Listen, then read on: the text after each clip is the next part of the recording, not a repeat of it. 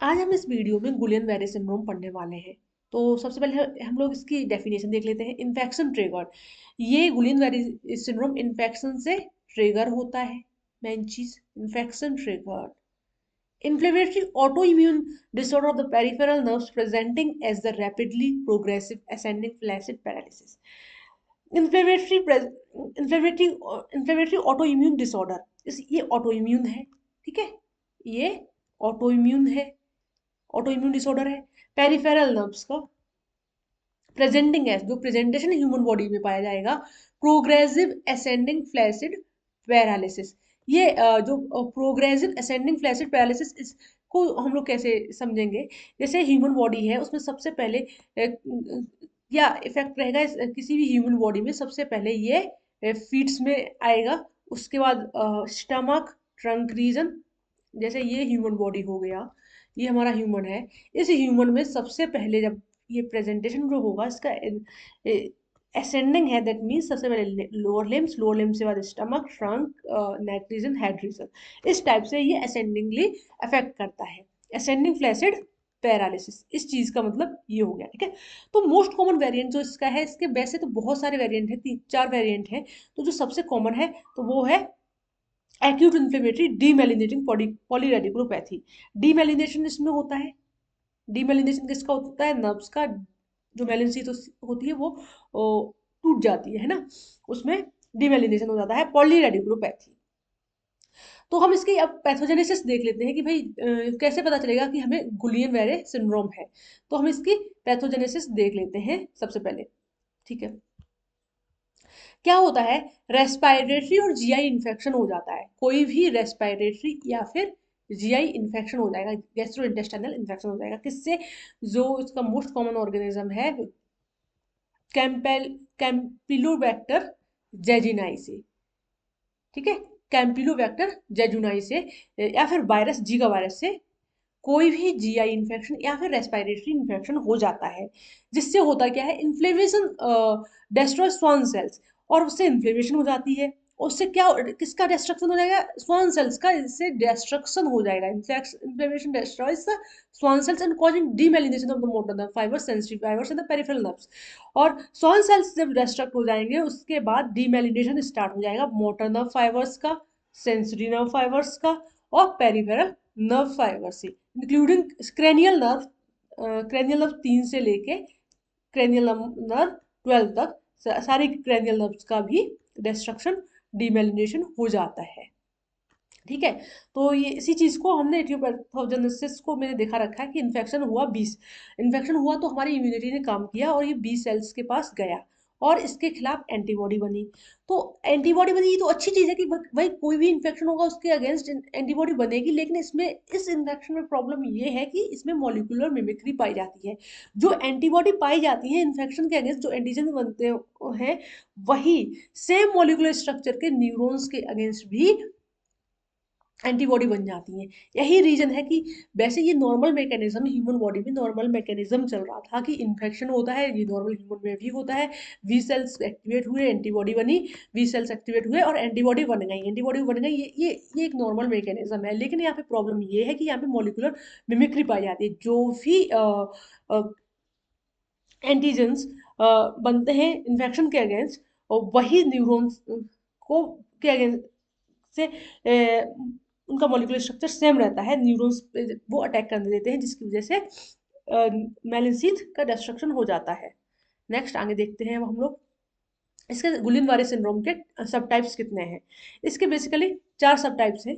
गुलिनवारे syndrome के basically 4 सब types हैं। ठीक है, सबसे पहले है acute inflammatory demyelinating polyneuropathy, AIDP। ये सबसे मोस्ट कॉमन है। Adult affects more than the children, इसमें एडल्ट्स को ये ज़्यादा इफेक्ट करता है। Adult affects gets affected more than that of the children. और इसमें जो एंटीबॉडीज बनती हैं वो anti-GM1 टाइप की एंटीबॉडीज इसमें बनती हैं। और जो इसकी इलेक्ट्रोडायग्नोसिस इसकी होती है, वो उसमें डीमेलिनेशन पाया जाता है। पैथोलॉजी इसमें क्या है? सबसे पहले first attack on the Schwann sales surface by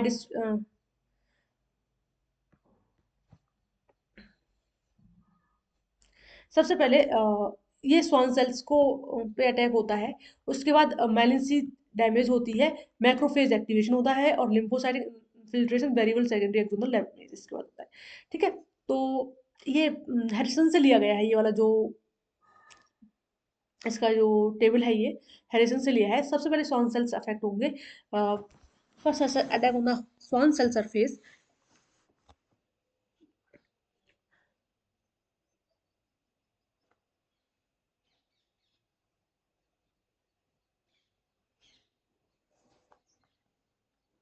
और उसके बाद बाय डिस्प्रेड मैलिन्सी डैमेज हो जाता है, मैक्रोफेज एक्टिवेट हो जाएंगे इसके बाद, और लिम्फोसाइटिक इन्फिल्ट्रेशन हो जाएगा और वेरिएबल सेकेंडरी एक्सोनल डैमेज हो जाता है।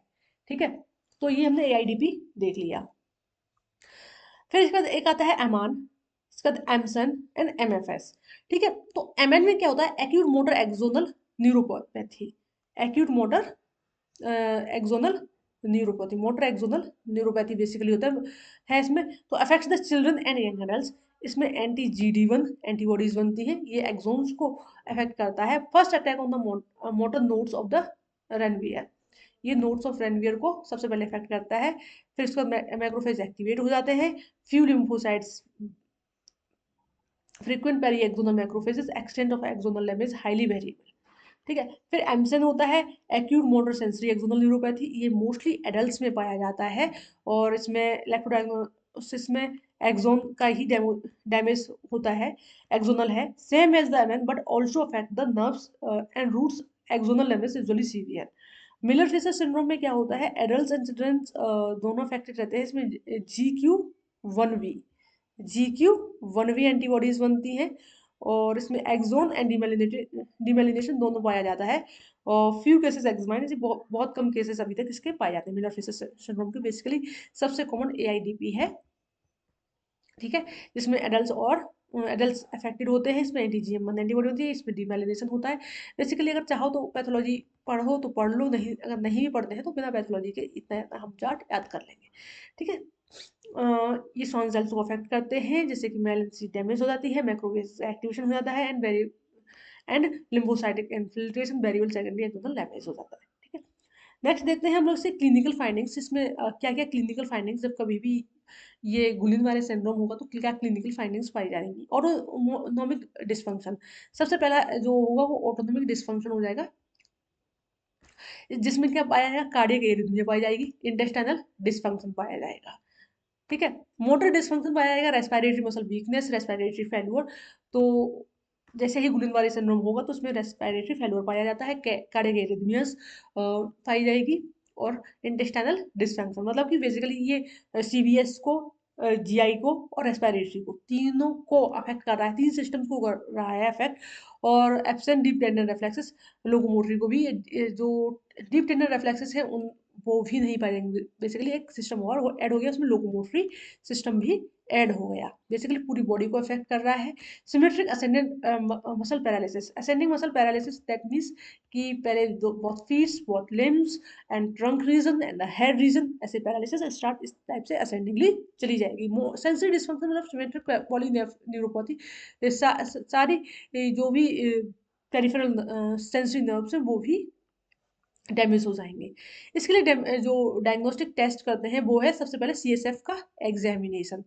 तो CSF का जब एग्जामिनेशन करेंगे तो उसमें प्रोटीन जो होगा ना, इंक्रीज्ड प्रोटीन, इसमें उसमें CSF का एग्जामिनेशन करेंगे तो उसमें प्रोटीन का लेवल बहुत ज़्यादा इंक्रीज मिलेगा, जबकि WBC का काउंट नॉर्मल मिलेगा, जिसे हम लोग बोलते हैं अल्ब्यूमिनो साइटोलॉजिकल डिसोसिएशन। अल्ब्यूमिनो साइटोलॉजिकल डिसोसिएशन, इस चीज़ को ही हम लोग बोलते हैं कि जो प्रोटीन का अमाउंट है वो ज़्यादा है, जबकि WBC नॉर्मल है CSF में। नर्व कंडक्शन स्टडीज भी की जाती हैं, जो कि डिनर्वेशन एंड कंडक्शन ब्लॉक, इसमें कंडक्शन ब्लॉक पाया जाता है और डिनर्वेशन भी पाया जाता है। एक ब्राइटन क्राइटेरिया है, उन्होंने दे रखा है, categorising the level of diagnostic certainty of the Guillain Barre syndrome. एक ब्राइटन क्राइटेरिया से भी हम इसको डायग्नोस कर सकते हैं कि भाई किस लेवल का गुलिनवारी सिंड्रोम है। ट्रीटमेंट में हम लोग देते हैं IV इम्यूनोग्लोबुलिन्स दे देते हैं, plasma pheresis and physical therapy. Plasma pheresis मतलब कि प्लाज्मा को दे देंगे, प्लाज्मा का ट्रांसफ्यूजन और फिजिकल थेरेपी दे देंगे, और रेस्पिरेटरी सपोर्ट, क्योंकि रेस्पिरेटरी सिस्टम डैमेज हुआ है, जो भी हमारा सीवीएस का है तो उसका सपोर्ट देंगे। Almost all patient survive, majority recover completely after 6 months. जितने भी इसके recovery rate almost all patient survive कर जाते हैं, और 1-2 हफ्ते में या फिर महीनों में पेशेंट पूरी तरह से रिकवर कर जाता है। होप आप सभी को ये पूरा समझ में आया होगा गुलिन बेरी सिंड्रोम बेसिकली होता क्या है। Thank you so much.